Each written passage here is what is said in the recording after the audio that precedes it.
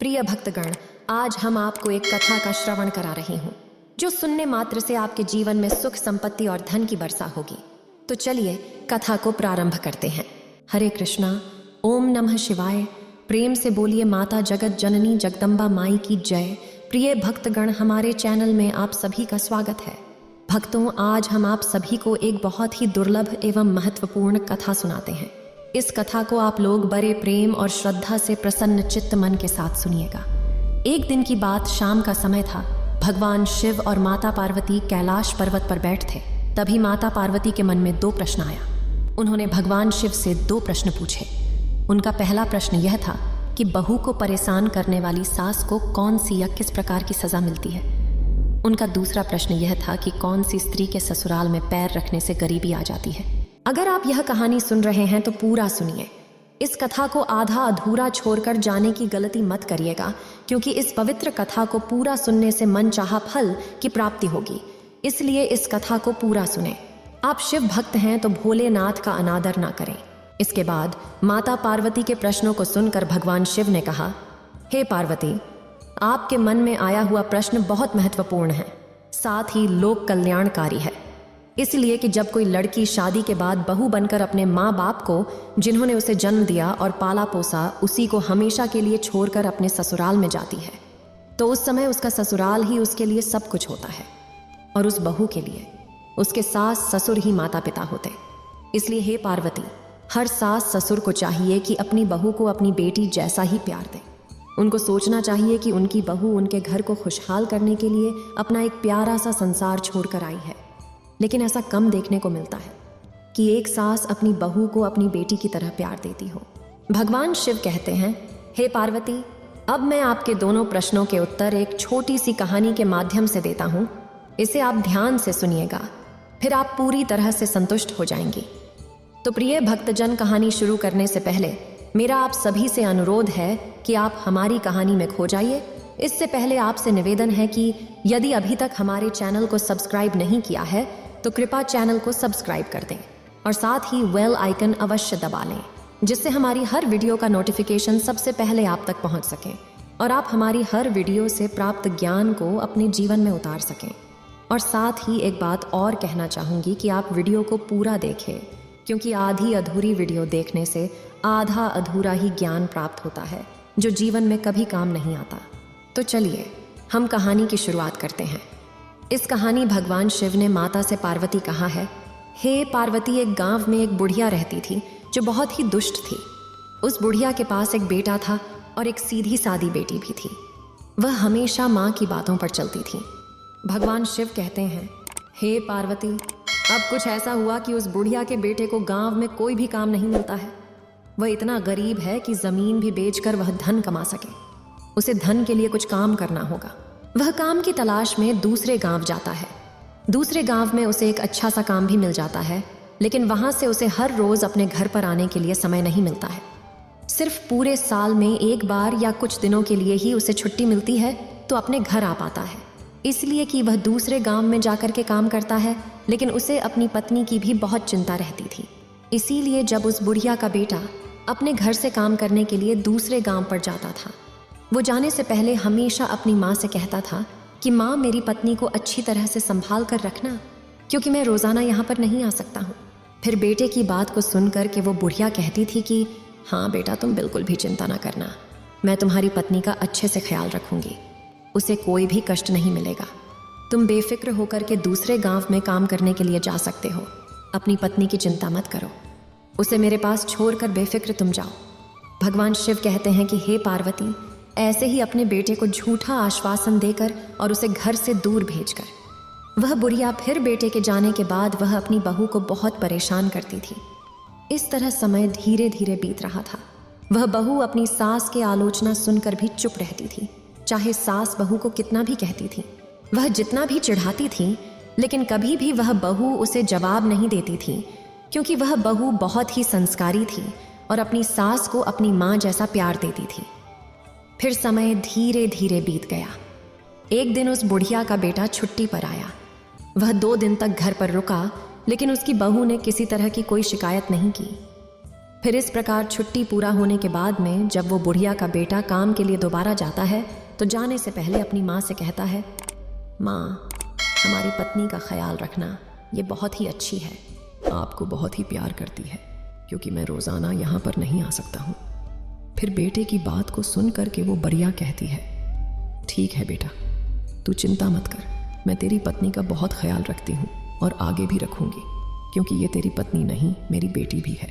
भगवान शिव कहते हैं, हे पार्वती, इस प्रकार बेटे के घर से जाने के बाद अब बुढ़िया का ही राज था। अब बहू को संभालती कहाँ थी।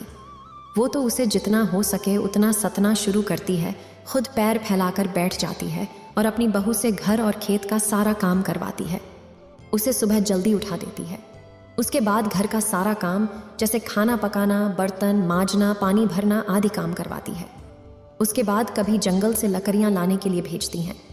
पूरे दिन वह बहुत ही मेहनत का काम करती है। उसे थोड़ी सी भी आराम करने का भी समय नहीं मिलता है। वह बुढ़िया अपनी बहू को ठीक से खाना भी नहीं देती है। कभी कभी सिर्फ पानी तो कभी वासी खाना देती है। भगवान शिव कहते हैं कि हे पार्वती, वो बेचारी बहू सब काम चुपचाप करती रहती है, कभी भी अपनी सास से किसी काम को करने से मना नहीं करती और अपनी सास के सामने कोई जवाब भी नहीं देती है, और वह अपनी सास पर कभी क्रोध भी नहीं दिखाती है।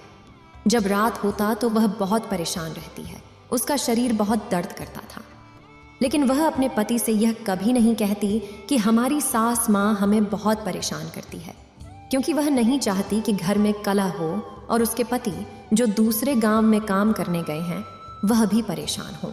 भगवान शिव कहते हैं, हे पार्वती, इस प्रकार से दिन बीतते गए और फिर एक दिन सास को पता चलता है कि हमारी बहू गर्भवती है, तो वो एकदम से विचलित हो जाती है और सोचती है कि कमाने वाला मेरा बेटा अकेला है, ऊपर से यदि एक बच्चा और आ गया तो खाने वाले का एक लोग और बाँच जाएगा।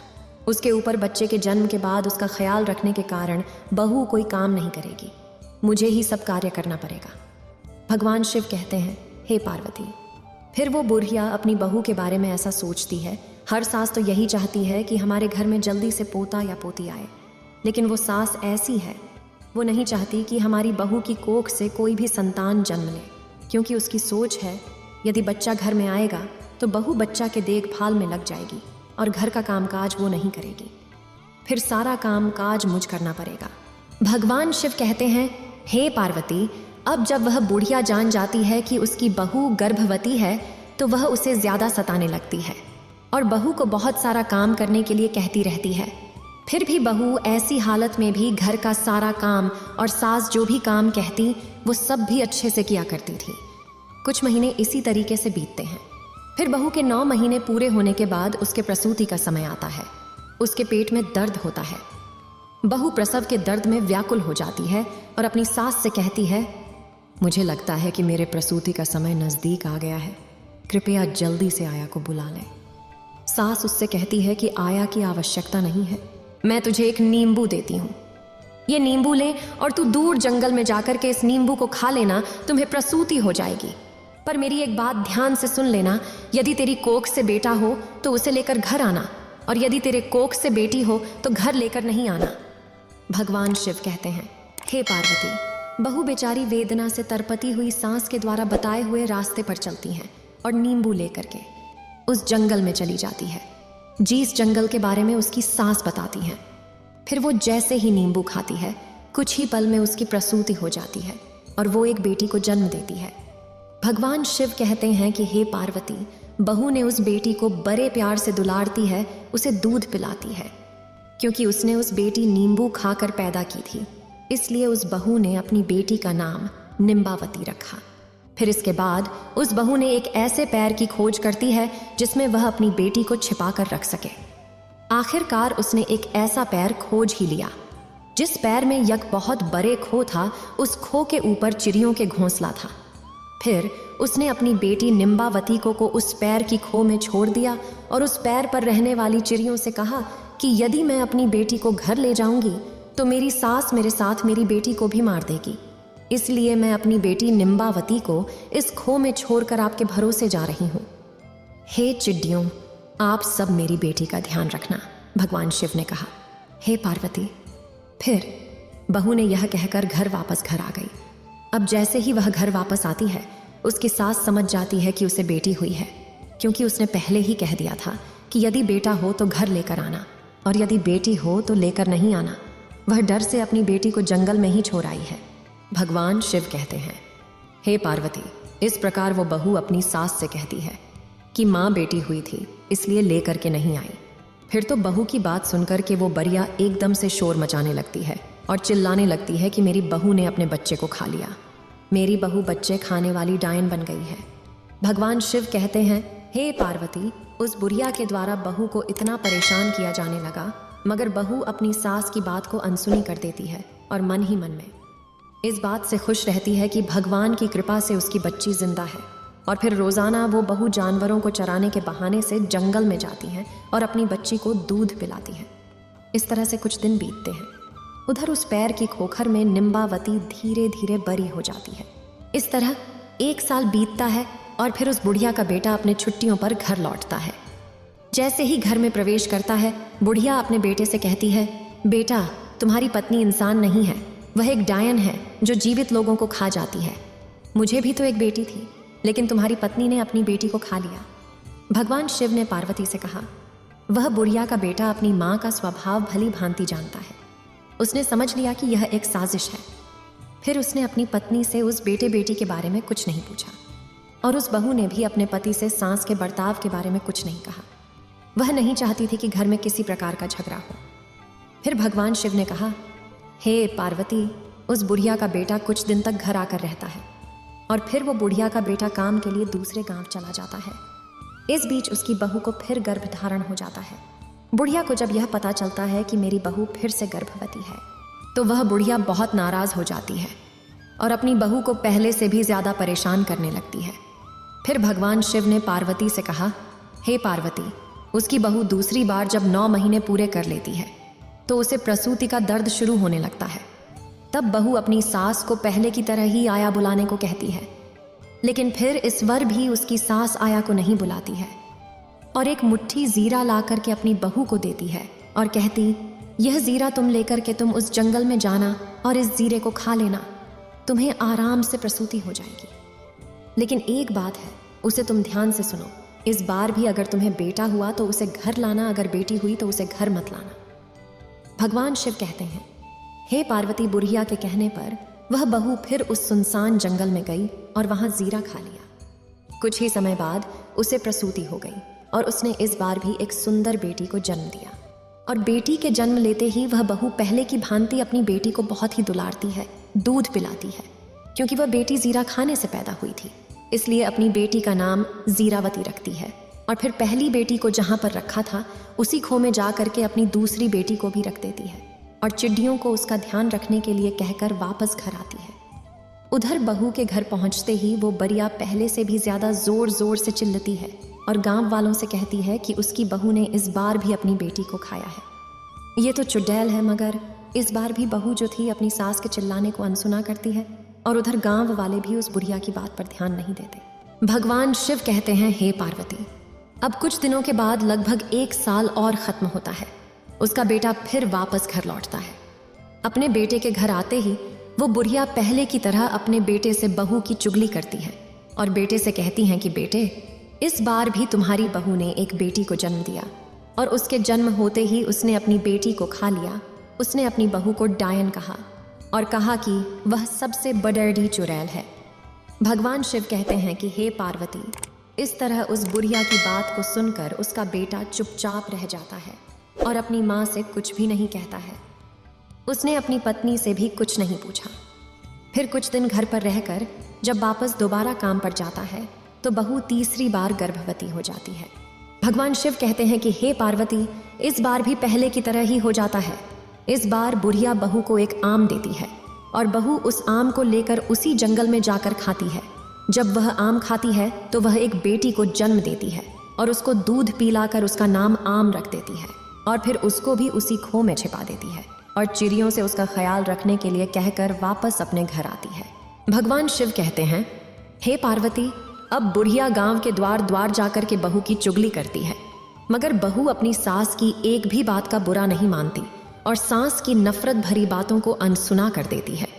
मगर वो बुढ़िया गांव में जोर जोर से चिल्लाती है, कि हमारे बेटे की बहू डायन है, उसने 3 बेटियों को खा लिया है।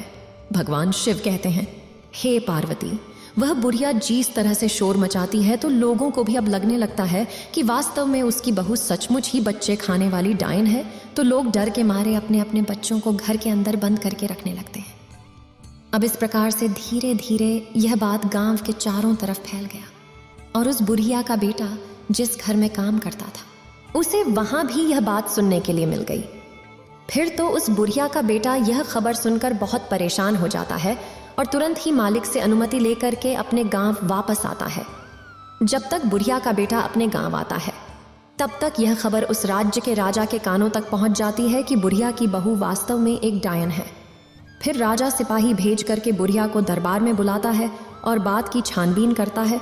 तो बुढ़िया मिर्च मसाला लगा करके राजा से कहती है, महाराज क्या बताऊं, मेरी बहू वास्तव में एक बड़ी डायन है, बच्चों को खाने वाली चुड़ैल है। उसने मेरी 3 पोतियों को जिंदा ही खा लिया है। फिर तो राजा उस बुढ़िया की बात को सुनकर क्रोधित हो जाता है और सिपाहियों को आदेश देता है कि चौराहे पर एक सूली लगवाओ और बुढ़िया की बहू जहाँ कहीं भी है वहां जाकर लेकर आओ और शीघ्र ही उसे सूली पर चढ़ा दो। भगवान शिव कहते हैं, हे पार्वती, इस प्रकार राजा के सिपाही शीघ्र ही आज्ञा का पालन करते ही तुरंत ही सूली बनाते हैं और जा करके बुढ़िया की बहू को दरबार में लेकर आते हैं।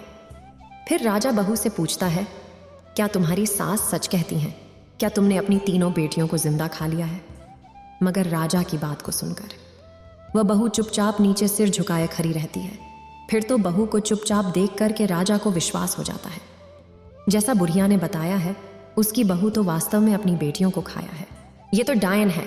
और फिर राजा तुरंत ही अपने सिपाहियों को उस बहू को सूली पर चढ़ाने का आदेश देता है। तो सिपाही उसे लेकर के चौराहे पर जमा होते हैं। फिर राजा भी बाहर आता है। उसके बाद राजा के दरबार के सभी मंत्री, सेनापति वहां पर इकट्ठा हो जाते ही भगवान शिव कहते हैं, हे पार्वती, इधर बहू को सूली पर चढ़ाने की तैयारी होती है तो उधर उसका पति भी घर पहुंचता है। जब वह घर पहुंचता है तो उसे घर में कोई दिखाई नहीं देता है। वह सोचता है घर में माँ और पत्नी नहीं है और घर के दरवाजे पर ताला लगा हुआ है। वह परेशान हो जाता है और पड़ोसी से पूछता है कि क्या हुआ है। पड़ोसी बताते हैं कि तुम्हारी माँ और पत्नी को राजा ने दरबार में बुलाया है। फिर वह बुढ़िया के बेटे घबराकर राजा के दरबार की ओर भागता है। वहां पहुंचकर उसे पता चलता है कि उसकी पत्नी को सूली पर चढ़ाने के लिए चौराहे पर ले जाया गया है। तब वह तेजी से चौराहे की ओर दौड़ता है। चौराहे पर पहुंचते ही वह देखता है कि राजा के प्रधान सिपाही और सभी प्रजा इकट्ठी हैं और कुछ ही समय में उसकी पत्नी को सूली पर चढ़ाने का हुक्म है। तब वह बुढ़िया का बेटा तुरंत ही राजा के सामने खड़ा होता है और हाथ जोर कर गिड़गिड़ाता है, महाराज, कृपया मेरी पत्नी को सूली पर चढ़ाने से रोक दीजिए कुछ देर के लिए। मुझे एक बार अपनी माँ और पत्नी से सच बात पूछने दीजिए। यदि मेरी पत्नी अपराधी है तो मैं स्वयं कहूँगा कि उसे सूली पर आप चढ़ा दें। भगवान शिव कहते हैं, हे पार्वती, इस प्रकार राजा को कुछ दया आती है और वो राजा अपने सिपाहियों को कुछ देर के लिए सूली पर चढ़ाने का आदेश रोक देता है। भगवान शिव कहते हैं, हे पार्वती। फिर वो बुढ़िया का बेटा अपनी माँ से पूछता है, माँ, भगवान के लिए सच बताओ। वो बुढ़िया अपने बेटे से भी झूठ बोलती है और उससे कहती है, हाँ, तेरी बहू डायन है, तेरी बहू ने तेरी 3 बेटियों को खा लिया है। भगवान शिव कहते हैं, हे पार्वती, मगर उस बुढ़िया के बेटे को अपनी माँ पर विश्वास नहीं होता है, क्योंकि वो जानता था उसकी पत्नी बहुत अच्छी है, संस्कारी है, कभी झूठ नहीं बोलती, माँ की बहुत सेवा करती है, बच्चों को देखने के लिए दिन रात तरसती है। फिर ऐसी माँ अपने बच्चों को खा करके डायन कैसे बन सकती है? फिर ऐसा सोच करके उस बुढ़िया का बेटा अपनी पत्नी को कसम देकर पूछता है कि तुम मुझे सच बताओ, मुझसे झूठ ना बोलना। भगवान शिव कहते हैं, हे पार्वती, इस प्रकार उस बुढ़िया के बेटे की बहू शुरू से लेकर अंत तक की सारी बातें अपने पति को बताती हैं, लेकिन कोई भी उसकी बातों को सच मानने के लिए तैयार नहीं होता। तो वो कहती है, सच्चाई क्या है? आप अपनी आंखों से देख लीजिए। और वो अपनी बेटियों को प्यार से आवाज देती है, निम्बावती, मेरी प्यारी बिटिया, संकट में मेरी रक्षा करना। जीरावती, मेरी बिटिया, संकट में मेरी रक्षा करना। आमवती, मेरी बिटिया, संकट में मेरी रक्षा करना। भगवान शिव बोले, हे पार्वती, जब उस बहू ने अपनी 3 बेटियों को याद किया तो उसकी 3 बेटियां तुरंत जंगल से दौड़ कर आकर माँ के पास चली आईं और माँ से लिपट गईं। इसके बाद उस बेटे को सच्चाई का पता चल गया। उसे देखकर राजा और सभी लोगों ने बहू की बातों पर विश्वास किया और सभी को सच्चाई समझ आ गई। फिर भगवान शिव ने पार्वती से कहा। राजा ने क्रोधित होकर बुढ़िया से कहा, अब बताओ सच्चाई क्या है। अब तो बुढ़िया को डर के मारे कंपन लग रही है, लेकिन उसे सच बताना ही पड़ेगा। जब राजा ने सच्चाई जान ली तो उसने बुढ़िया को फांसी चढ़वा दिया और बहू को छोड़ने का आदेश दिया। राजा बहू के संस्कारों को देखकर वह बहुत खुश हो गए और बुढ़िया के बेटे से कहा, अब से तुम्हें दूसरे गांव जाने की आवश्यकता नहीं है, मैं तुम्हें इसी गांव में काम दूंगा। तुम अपनी पत्नी और बच्चों के साथ हमारे यहाँ खुशी खुशी रह सकते हो। भगवान शिव कहते हैं, हे पार्वती। फिर बुढ़िया का बेटा राजा से हाथ जोड़कर कहता है, आपकी बड़ी कृपा हुई महाराज। और उसके बाद में बुढ़िया का बेटा अपनी पत्नी और तीनों बेटियों को लेकर के घर पर आ जाता है। भगवान शिव कहते हैं, हे पार्वती, वह बहू बहुत ही संस्कारी थी, लक्ष्मी की उपासक थी। और फिर वह अपने पति और अपनी तीनों बेटियों के साथ घर पहुंच करके लक्ष्मी को याद करके रात्रि में सो जाती है। उधर लक्ष्मी जी उस बहू को रात्रि में सपना देती और कहती है, बेटी, तुमने अब तक अपना जीवन गरीबी में काटा है, लेकिन तुम चिंता मत करो। आज मैं बताऊंगी कि तुम्हारे जीवन में गरीबी क्यों आई।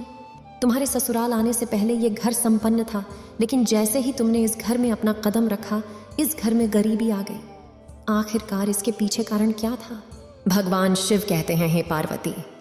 लक्ष्मी जी उस बहू से कहती है, बेटी, हमेशा ध्यान रखना, जब कोई बेटी शादी के बाद बहू बनकर ससुराल में जाती है और ससुराल में यदि वो 3 चीज लेकर जाती है तो समझ लो घर परिवार में अशांति छा जाती है और उसका प्रभाव उसके सुहाग पर भी पड़ता है।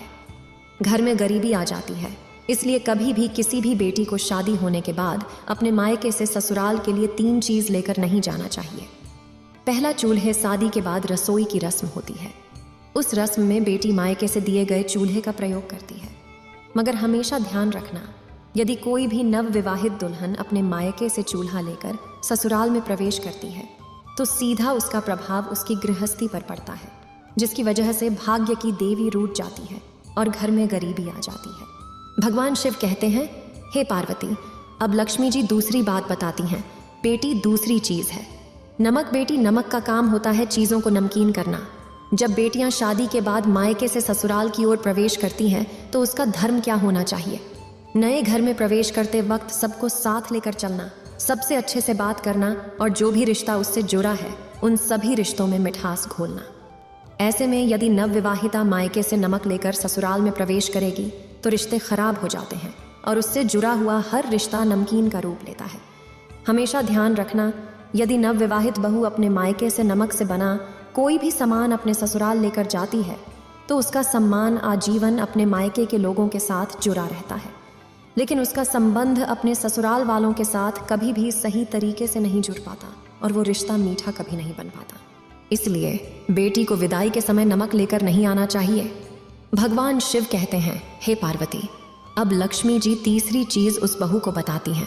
लक्ष्मी जी कहती है, बेटी, तीसरी चीज अचार है।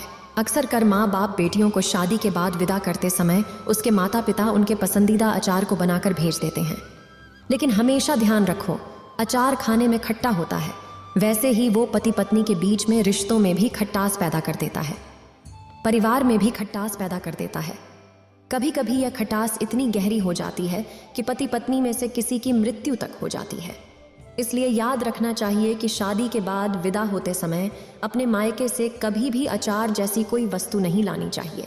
और जब तुम्हारी शादी हुई थी तो तुम्हारे माता पिता ने ये तीनों चीज़ें तुम्हें दी थीं, जिसकी वजह से तुम्हारे घर में अशांति रही और तुम्हारे घर में गरीबी आई।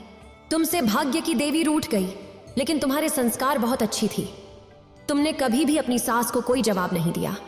तुम्हारी सास ने तुम्हें प्रताड़ित किया, जिसके कर्मों का फल तुम्हारी सास को मिला। और तुम्हारे सुशील की वजह से, तुम्हारे संस्कारों की वजह से मैं तुम्हें आशीर्वाद देती हूँ कि आज के बाद में कभी भी तुम्हारे घर में गरीबी नहीं रहेगी और तुम दोनों का जीवन पूरी तरह से सुखद हो जाएगा। भगवान शिव कहते हैं, हे पार्वती, लक्ष्मी जी इतनी बात कह करके अंतर्ध्यान हो जाती है। उधर उस बहू की आंख खुल जाती है और सुबह होने का इंतजार करने लगती है। रात भर उस बहू को नींद नहीं आती।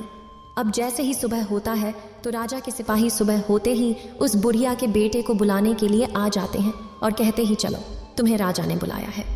फिर जैसे ही वो बुढ़िया का बेटा राजा के दरबार में पहुंचता है, क्योंकि लक्ष्मी जी की कृपा हो चुकी थी, इसलिए राजा अपने दिए हुए वचन के अनुसार उस बुढ़िया के बेटे को अपने राज्य में एक अच्छी सी नौकरी देता है।